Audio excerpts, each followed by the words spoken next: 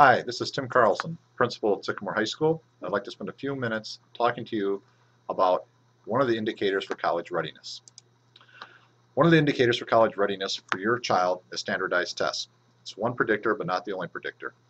At Sycamore High School, your student takes the Explore test their freshman year, the Plan test their sophomore year, the ACT test their junior year, and most state universities and community colleges use the Compass test for college placement into courses.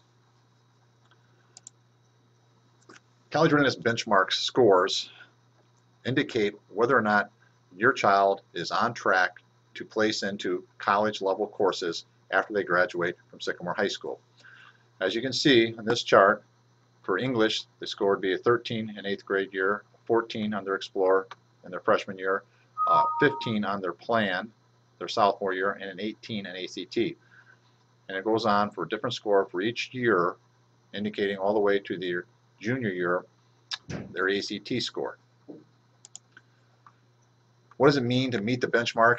If a student meets the benchmark, they have approximately a 50% chance of earning a B or better and approximately a 75% chance of earning a C or better in corresponding college courses.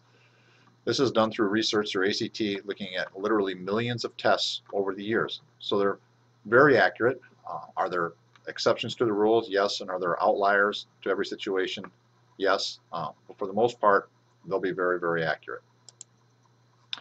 From the class of 2010, ACT takers, only 24% met the ACT college readiness benchmark scores in all 4 subjects. So would it be unusual for a student not to reach the benchmark in all 4 subject areas?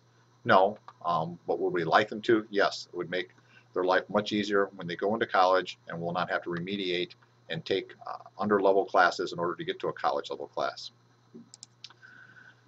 Looking at the ACT data that is provided to us, and looking at students from Sycamore High School who transitioned from high school to a 2 or 4-year state university, the average high school GPA for those students was 2.99. Their average freshman year GPA in college was 2.34.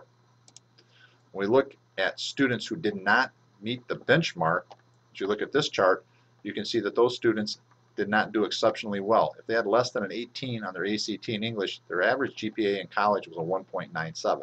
In math, they did less than a 22 on their ACT, it was a 2.10, and etc. I won't read the rest of the chart to you, but you can see obviously the GPAs are well below a 2.3. For students who did reach the benchmark, you will see that they did remarkably better. ACT of more than 18, 2.51, and obviously all those ACTs, all those GPAs, are better than a 2.5. So again, ACT score is a good predictor of college success. What can I do as a parent? One, make sure that you take a look at your child's Explore, Plan, and ACT score and compare them to the benchmarks to see where they're at. If they're below in a certain area, then we need to do some type of intervention to try to boost them up. Go to the ACT website and educate yourself. ACT provides lots of information on the website on how to help your child do better on ACT type tests. Have your students go to the ACT website and answer practice questions. Again, ACT provides resources. Have your student take ACT prep classes. Sycamore High School provides those classes. Northern Illinois University provides those classes, and there are a few private organizations such as Sylvan that also provide ACT type prep classes. Understand that ACT score is important if your child wants to go to college. One, it's going to determine the university they get into, but it's also important in determining the amount of scholarship dollars that are going to be available to them. In some cases, just raising your ACT score by 1 point may equal up to $5,000 more in standard scholarships at some universities. That times 4 years is $20,000, so the investment into a class may help you.